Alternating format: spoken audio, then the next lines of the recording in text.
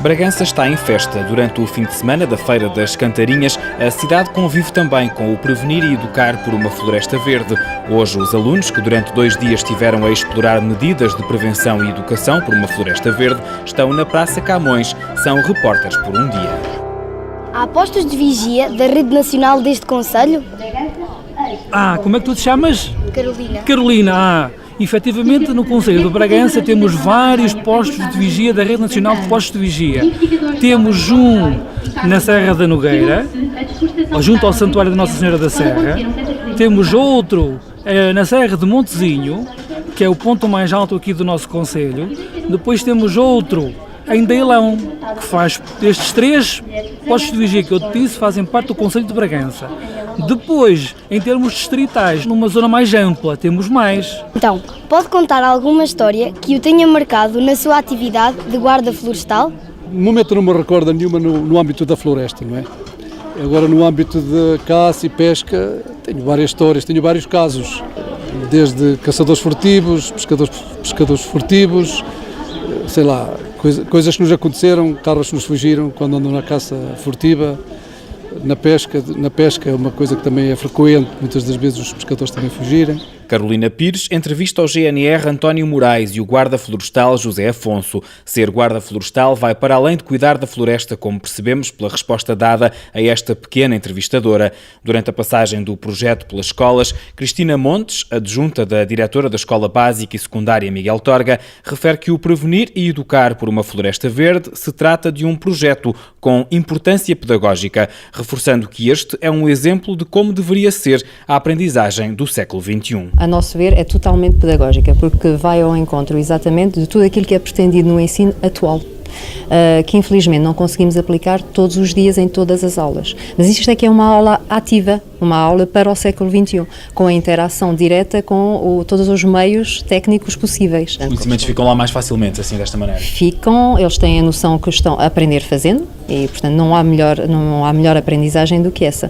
Depois tem aqui o supra-sumo de poder verem o trabalho realizado, projetá-lo, socializá-lo, e isso a escola nem sempre o consegue. Cristina Montes refere porque os alunos da Escola Miguel Torga estão sensibilizados para as temáticas ambientais. A turma anterior teve no ano passado um projeto Erasmus+, que chamamos Pedras Encantadas, Les Pierres Enchantées, e a parte dos alunos foi a França, para o sul de França. Tiveram o contacto com as rochas lá e depois tivemos alunos franceses, portanto, cá. Eles estão com uma atenção, obviamente, uma sensibilização diferente, é óbvio. Aquele verde ligado à terra era soro que realmente alimentava a esperança, não é? E começava aqui tudo. Estava aqui digamos assim, o São José, era aquele senhor que apareceu, aquele idoso que foi fotografado, salvo por um repórter jornalista.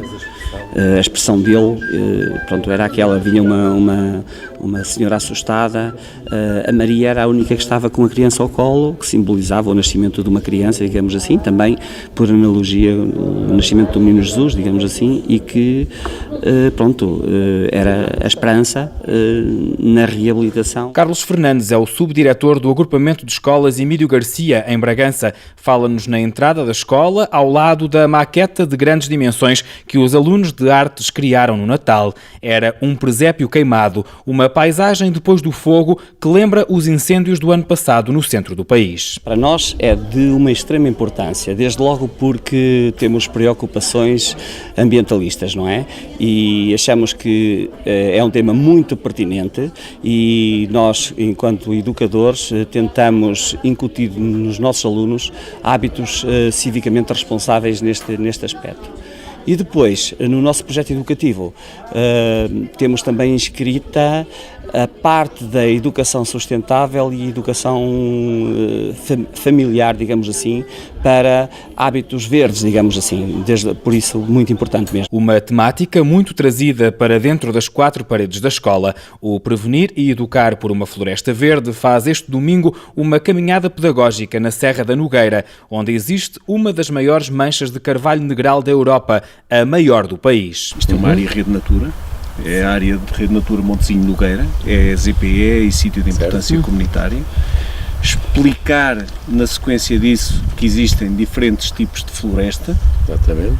mesmo dentro do próprio sítio classificado, não é? Desta área classificada, temos zonas de carvalhal, zonas de sobreiral, zonas de plantação florestal. Isto é uma plantação, isto não é natural, não é? José Luís é técnico do ICNF, o Instituto de Conservação da Natureza e Florestas. Ao longo do percurso depois também vai dar para falarmos um bocado de biodiversidade, porque uma floresta não é um conjunto de árvores. Isto, se calhar, é mais um conjunto de árvores, mas uma floresta a sério é muito mais do que carvalhos. Há uma biodiversidade e uma diversidade de plantas muito grande. O carvalhal, como vinhamos a falar, agora não tem folhada e há uma série de plantas que arrancam muito mais cedo. A gente olha lá para dentro e vê verde, que são as plantas que aproveitam a luminosidade que existe agora e que daqui a um mês não existe. Zonas por onde vão passar os caminheiros na caminhada pedagógica de amanhã. Haverá depois locais onde poderão ser apreciadas as pegadas ou os excrementos de animais selvagens, por exemplo, do lobo ibérico.